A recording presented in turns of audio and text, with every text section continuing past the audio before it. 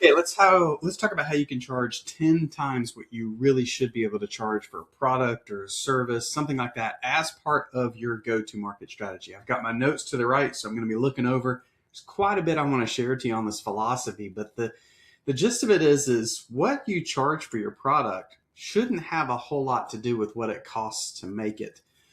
It has to do with the market and demand and what people are willing to pay. But a lot of founders and entrepreneurs, they sort of get their pricing by either just looking at what a competitor's charging, or if they're building a physical product that has costs associated with it, they look at the cost of the supplies and then they add a margin on top of it. And that's a perfectly normal pricing strategy, but it's not really the one that you want.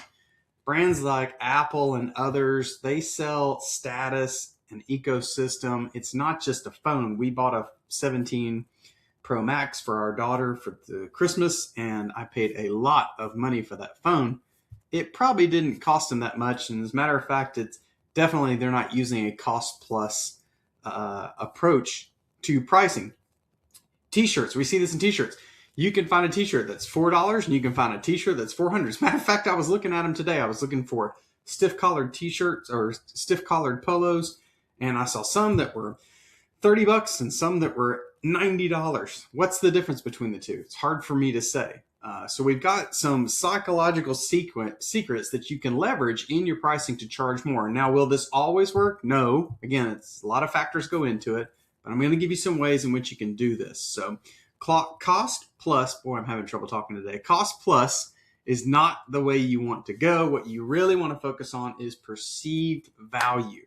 Okay. It's not what it costs you. It's the value that it offers to the customer. And you can do that if, as part of this 30-day founder blueprint, you've gone through the other steps and you know your ICP and you know their pain points and you know these things and you do know some willingness to pay. So we're going to shift from selling a product to selling an outcome. You're solving their pain point and there's value in that, right? How much is your product worth to the perfect customer?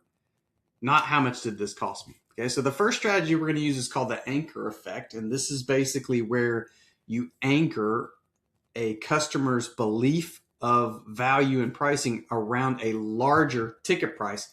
You're often not expecting to earn that larger ticket price, although you might, right?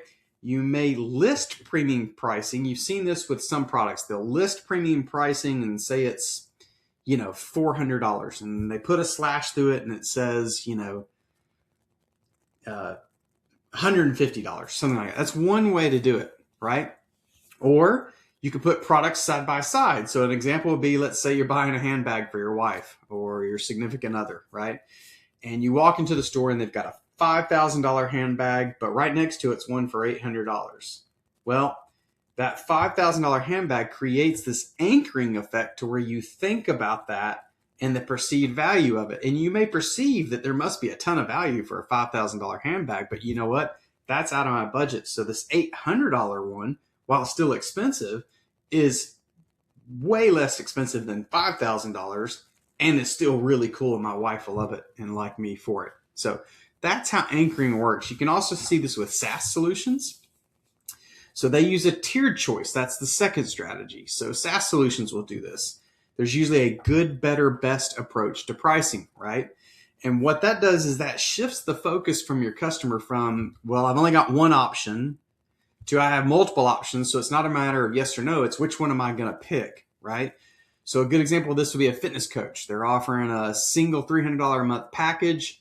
But the starter plan is just $200 and it's a good option, right? You get your workout plans, you get community access, you get all these different things. Then they offer a transformational plan. That's $500 a month and that's better, right? It's labeled the most popular, which by the way, in good, best, better structures, most people will pick the middle tier. And that's exactly how this works. So in this instance, $500 a month. Not only do you get the workout plan, you get access to the community, but it also has a bi-weekly one-on-one check-in with an instructor for nutritional advice or something like that. Then there's the elite plan, which is really anchoring the price of the other two plans. It's $1,000. It's the best. Not only that, you get weekly calls and you get 24/7 text access. Sounds really great. But you may not be looking to spend $1,000. But you know what? Now, to accomplish your goals, to finally get in shape and be healthy, you might be willing to do the $500 a month, at least for a little while, to experience it. So it appears as a no-brainer. The third strategy is what I call the story multiplier. So this is detaching the price completely from the story. So an example of this that I have is Patagonia. They sell a fleece for $150 because of the story around it. So you're not just paying to be warm or look cool in your new fleece jacket, but you're willing to spend the $150 because they have a story around environmental activism and buying it for life quality. I don't know if you know this, but I believe Patagonia is the one where they offer a lifetime guarantee on their products. And I've heard of someone using this recently. They had a jacket that they loved. They took it to them or sent it to them and they can fix it or send them a new one completely for free. So Patagonia is a good example of a story multiplier, whereas instead of just saying, well, my jacket's $150, no. You're not just buying a jacket. You're buying the ability to look cool. You're buying the ability to stay warm in, say, any environment, but you're also buying into the story of environmental activism. Your story can be about craftsmanship or a mission, right? Tom's shoes, 1-for-1 model. You buy one, they donate one, right? All of these are examples of how you can do this stuff. So talked about a couple of different strategies you can use: the anchor effect, the tiered price, the story multiplier. What you don't want to do is when someone says, what's the price? Say it's X dollars, because they don't have anything to compare that against. They may have done their research. They don't know what your competitors are charging. When you say that, they just think, does that fit my budget? That's all they think about. When you use these strategies, you're actually diving into more psychological effects as it relates to pricing. And you should be able to use this to charge significantly more than you normally would if you are using these appropriately. I hope that information helps you. Pricing is one of the most critical go-to-market motions that you will make with your business, tying it to value, tying it to solving their pain point, not just tying it to what it costs you to make it or what your competitors are charging. That's not the way for it to work. Ferrari doesn't charge, $32,000 that a Honda Accord charges. I don't know if I have my numbers right, but Ferrari is a car too. They both drive you from one place to the other, but Ferrari charges a whole lot more because of the perceived value that you're getting.